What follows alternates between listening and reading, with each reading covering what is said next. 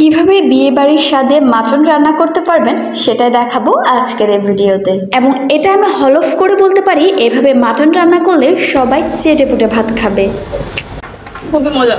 শুরুতে 1 কেজি চেয়ে খানিকটা বেশি পরিমাণ মাটন আমি ভালোভাবে পরিষ্কার করে নিয়েছি। আর এখানে মাংসগুলো আমি চর্বি সহই নিয়েছি। তারপর হাঁড়িতে দিয়েছি পরিমাণ মতো তেল এবং সাথে কয়েকটা চর্বির টুকরো দিয়ে দিয়েছি। চর্বি থেকে তেল ছাড়লে এর মধ্যে আমি 1 কাপ পরিমাণ পেঁয়াজ কুচি দিয়েছি। এই মাটন রান্নায় পেঁয়াজের পরিমাণটা একটু বেশি ব্যবহার করতে হবে। তারপর পেঁয়াজটা ততক্ষণ পর্যন্ত নাড়তে হবে যতক্ষণ না এটা একদম ব্রাউন কালার হয়ে আসছে। পেঁয়াজ যখন ব্রাউন কালার হয়ে আসবে তখন এর মধ্যে আমি 2 টেবিল চামচ রসুন বাটা এবং 2 টেবিল চামচের মতো আদা বাটা দিয়েছি। মাটন রান্না করার ক্ষেত্রে একটা জিনিস খেয়াল রাখবেন যে এখানে আদা এবং রসুনের পরিমাণ সমান সমান হবে। মশলার কাঁচা গন্ধ চলে যাওয়া পর্যন্ত এটা আমি অনবরত নেড়ে চেড়ে নিয়েছি। মশলা যাতে আবার পুড়ে না যায় সেজন্য আমি হালকা পানি ব্যবহার করেছি। এরপর মশলার কাঁচা গন্ধ চলে গেলে এর মধ্যে আমি মাংসগুলো দিয়ে দিয়েছি। এখন যেটা করতে হবে, মশলার সাথে মাংসগুলো 2 থেকে 3 মিনিটের মতো ভেজে নিতে হবে, যতক্ষণ না পর্যন্ত এটার কালার একদম চেঞ্জ হয়ে আসছে। মাংসের কালার যখন চেঞ্জ হয়ে আসবে তখন এর মধ্যে স্বাদ মতো লবণ, 1.5 টেবিল চামচ হলুদ গুঁড়া, 1.5 টেবিল চামচ লাল মরিচ গুঁড়ো, 1 টেবিল চামচ উঁচু করে জিরা গুঁড়া দিয়েছি। সবকিছু ভালোভাবে মিশিয়ে নিয়ে ঢাকনা দিয়ে কাভার করে দিয়েছি এবং এ পর্যায়ে আমি কোনো প্রকার পানি ব্যবহার করিনি। এভাবে 6 থেকে 7 মিনিট রান্না করার পর এর মধ্যে আমি দিয়েছি একটা টমেটো। এখানে আমি ফ্রোজেন করে রাখা টমেটো ব্যবহার করেছি।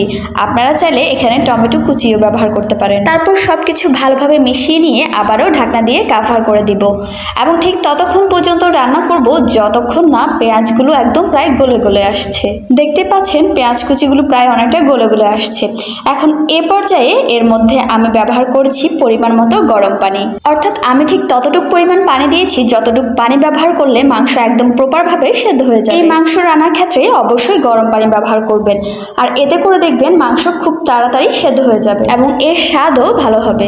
মাংসগুলো 80% সেদ্ধ হয়ে আসা পর্যন্ত আমি অপেক্ষা করেছি এবং যখন 80% সেদ্ধ হয়ে যাবে তখন এর মধ্যে আমি 3 টেবিল চামচের মতো টক দই এবং 7 থেকে 8টা কাঁচামরিচ ব্লেন্ড করে ব্যবহার করেছি। সাথে ব্যবহার করেছি আমার বানানো স্পেশাল গরম মশলা। আমি এখানে 1 টেবিল চামচ উঁচু করে গরম মশলা দিয়েছি। এরপর সবকিছু আবারও ভালোভাবে মিশিয়ে নিয়ে ঢাকনা দিয়ে কাভার করে দিয়েছি মাংসটা একদম প্রপারভাবে কুক হয়ে আসা পর্যন্ত। মাশাআল্লাহ, আমাদের মাংস রান্না কিন্তু প্রায় শেষ হয়ে গিয়েছে বলা যায়।